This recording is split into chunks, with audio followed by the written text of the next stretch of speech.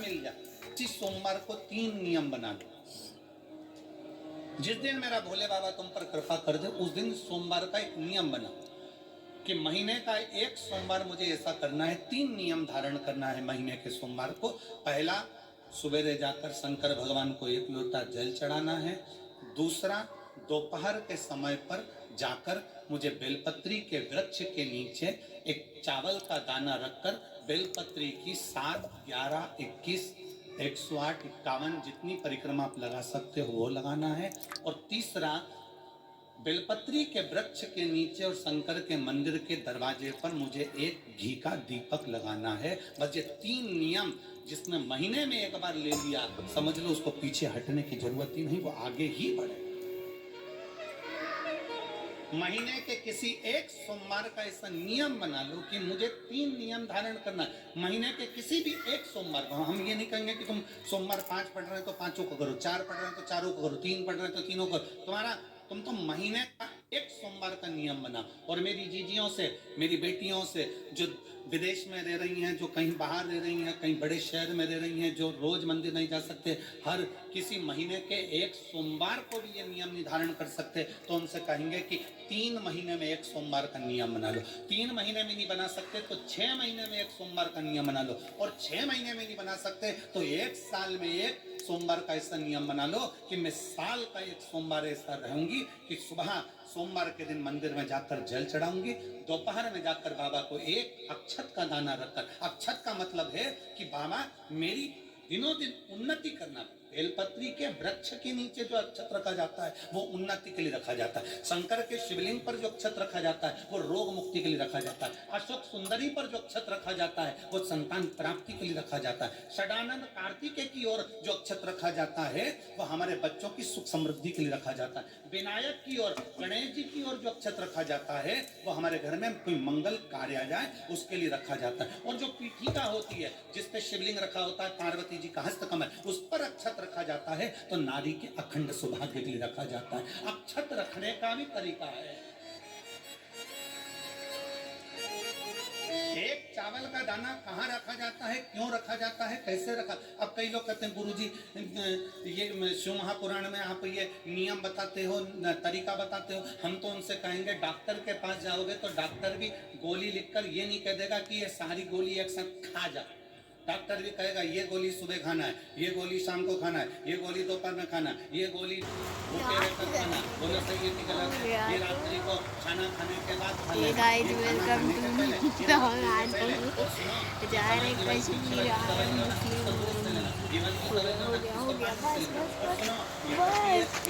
To मिलाकर फिर पीना। दवाई लेने का भी तरीका है, उसी तरह शिव महापुराण में एक एक अक्षत का भी तरीका है और एक एक बेलपत्री का भी तरीका है।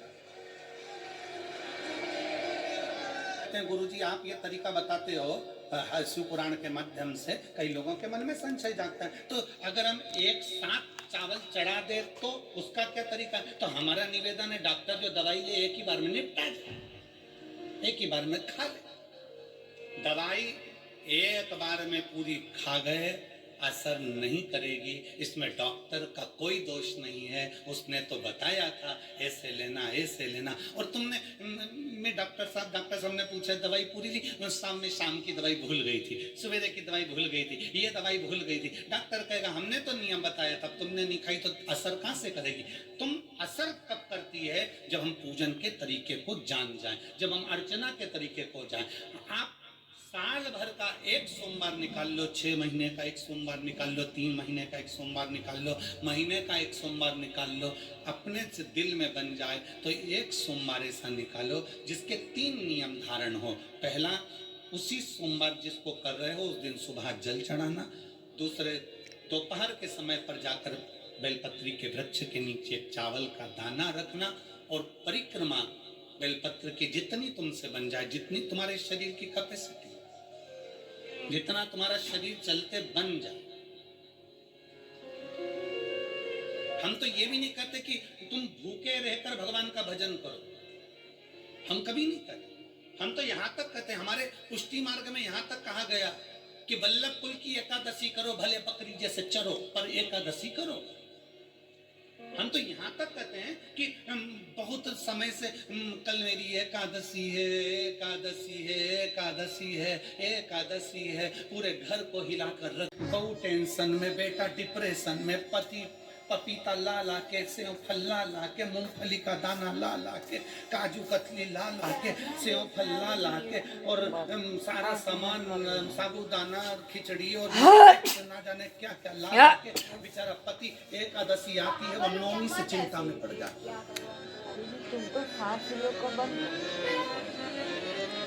हम तो ये भी नहीं कहते कि तुम व्रत बहुत भारी करो, तुम व्रत उपास भी बहुत बहुत टेंशन वाला करो, ना ना ना।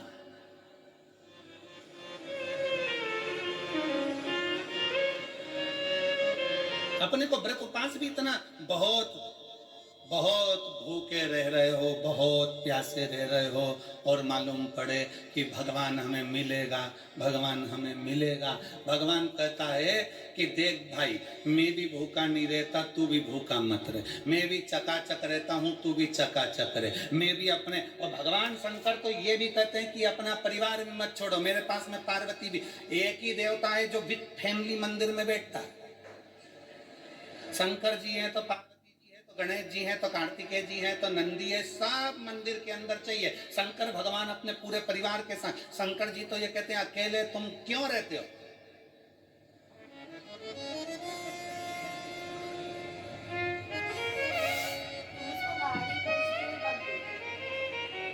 शिव जी की एक बात अपने ध्यान में रखना, कितनी सुंदर बात है शंकर भगवान की, बहुत ध्यान में रखिएगा। भगवान नारायण ने भगवान शंकर का भोजन रखा, विद फैमिली आए। ब्रह्मा जी ने रखा, आए। इंद्र ने रखा, आए।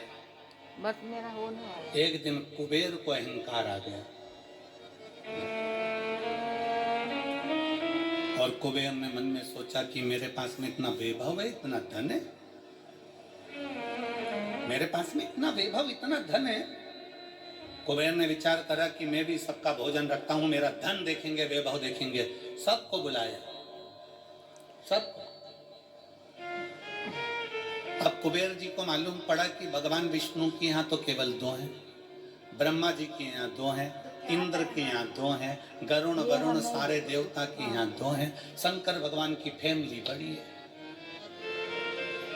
तो उन्होंने पत्रिका में लिख दिया, श्रीमान श्रीमती।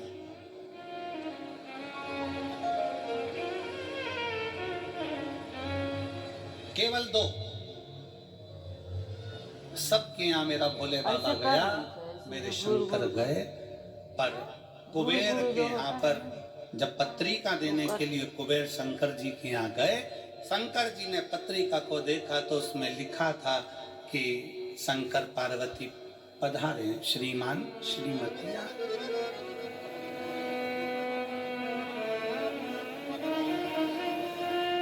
कुबेर कौन? एक चोर शंकर जी के मंदिर में चोरी करने के लिए गया। अंधेरा बहुत था, शरीर का कपड़ा उतार कर त्रिशूल में लपेट कर आग लगाकर उजाला कर कर देख रहा था। शिवरात्रि का दिन था, शंकर जी खुश हो गए और शिव जी ने वर दे दिया, तूने आज शिवरात्रि के दिन मेरे मंदिर में प्रकाश करा है, मैं तुझे कुबेर का राज्य देता हूं। कुबेर नीचे बैठेगा और तू कुबेर के सिंहासन पर बैठेगा। कुबेर की कुर्सी एक चोर को दे दी। अब चोर कुबेर बनकर बैठा है, और उस चोर के मन में, या अब जिसने तुझे कुबेर बनाया था तो उसको भी फैमिली बुला लेता, पर उसको भी नहीं बुलाया।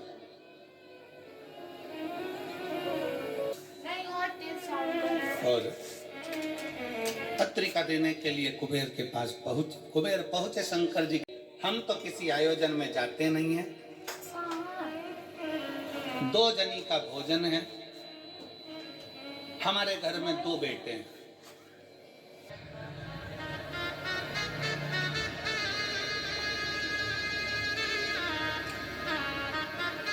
या तो पहली पंगत या आखिरी पंगत, इन दोनों को फायदा रहता है और इन दोनों को नुकसान भी रहता है। जाओ चले जाओ। अब गणेश जी ने कहा कि तो इतने में पत्नी बोली कि अच्छा है, पहले आ गए तो अपन खिला के फ्री हो जाएंगे, चलो बिठाओ। आसन लगाया, बिठाया। गणेश जी महाराज ने जो खाना चालू करा, जो खाना चालू करा, जितना 33 कोटि देवताओं का बना था गणेश जी पूरा की पूरा खा गए। तो बोली ये तो अकेला ही पूरा खा गया। कुबेर जी बोले तो उसमें क्या दिक्कत है, मैं कुबेर, मेरे घर कमी है क्या? भंडारे खोल दो सारे। भंडारे खोल दिए, ला ला कर गणेश जी को देते गए। कुबेर के खजाने में भी भोजन खत्म हो गया। तब कुबेर ने कहा एक काम करो, दूतों को पृथ्वी पर भेजो और पृथ्वी पे से भोजन मंगवाना चालू करो। गणों को पृथ्वी पर भेजा, भोजन लेकर अंदर जा रहे थे गण। गणेश जी ने बुलाया, इधर आओ। ये चावल की बोरी कहाँ ले जा रहे हो? कि अंदर। क्यों ले जा रहे हो? पकाएंगे फिर तुम्हारे लिए लाएंगे। गणेश जी के आधा घंटा लग जाएगा, ऐसी रख दो। रखो यहाँ। सारी बोरियां वहीं रखवा ली, दाल चावल चना सब सूखा की सूखा निपटा गए। पान दो। कुबेर को चिंता लग गई, पत्नी आंखों से रोने लगी, इतने सारे देवता आएंगे क्या खाएंगे? कुछ भी नहीं बचा, नीचे भी नहीं बचा। देव ऋषि नारद आ गए, कुबेर से पूछा क्या बात है कुबेर? कुबेर कहने लगे कि मैंने भोजन सबका बनाया था, गणेश अकेले खा गए, उठ भी नहीं रहे, हमने 4 बार पानी पहुंचा दिया। हमने कहा पानी पी लो तो गणेश जी कह रहे थे आधा भोजन होगा तब पीऊंगा। मतलब अभी आधा भी नहीं हुआ। नहीं। नारद जी ने कहा शंकर जी के पास जाओ। भोलेनाथ जी के पास कुबेर पहुंचे। प्रभु गलती हो गई मुझसे, मैंने 2 जनी का लिखा था। औलाद को संभालने के लिए बाप का आना जरूरी है, मुझे नहीं। औलाद को संभालने के लिए बाप का आना जरूरी है और बाप को संभालने के लिए उसकी पत्नी का आना जरूरी है। मुझे समझ नहीं, मैं भूल गया। शंकर भगवान ने दुर्वा तोड़ी और दुर्वा तोड़कर कुबेर को दे दी और कुबेर से कहा ये दुर्वा ले जा, गणेश जी को दे देना। एक दुर्वा शंकर भगवान ने दी थी, कुबेर चलते चलते दुर्वा मिलती जा रही थी, सब तोड़ तोड़ के रखते जा रहे। इसीलिए गए क्या?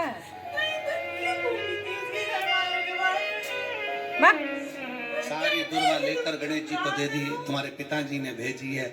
गणेश जी ने एक दुर्वा दांत में ली और पेट पे हाथ फेर के बोले कुबेर भैया कल कितनी बजे आना है? कल कितनी बजे आना? कुबेर के मेरी सौगंध है, जब तक तुझे कोई बुलाए नहीं तब तक तू जाना, और जैसे ही तुझे कोई उठा दे तो तू उठ भी जाना, तेरे हाथ जोड़। तब से ब्याह में गणेश जी को बुलाते भी हैं, छोड़ के भी आते हैं, मंगल कार्य में लेकर भी आते हैं, छोड़ कर भी आते हैं। 33 कोटि देवता में केवल एक देवादिदेव महादेव एक ऐसे हैं, अगर उनको बुलाना है, शंकर जी कहते हैं कि मुझे बुलाने के लिए मेरा सारा परिवार आमंत्रित करना पड़ेगा, सारा परिवार आएगा, तो मैं अकेला नहीं, मेरे साथ बुद्धि का देव गणेश भी आएगा, तो रिद्धि और सिद्धि भी आएगी, षडानंद कार्तिकेय भी आएंगे, तो अखंड सौभाग्य देने वाली गौरा पार्वती भी आएगी। वो सब आमंत्रित, वो सब आए। शिव जी कभी नहीं कहते कि तुम परिवार छोड़ दो, शंकर जी कभी नहीं कहते कि तुम घर छोड़ दो, शंकर जी ये भी नहीं कहते कि तुम बहुत घोर व्रत करो। शंकर जी तो कहते हैं कि खूब प्रेम से आराम से जो मिल जाए, समय समय पर जैसा जैसा मिल जाए। शिव महापुराण के अंतर्गत 1 मुखी से लेके 14 मुखी तक रुद्राक्ष का वर्णन किया गया।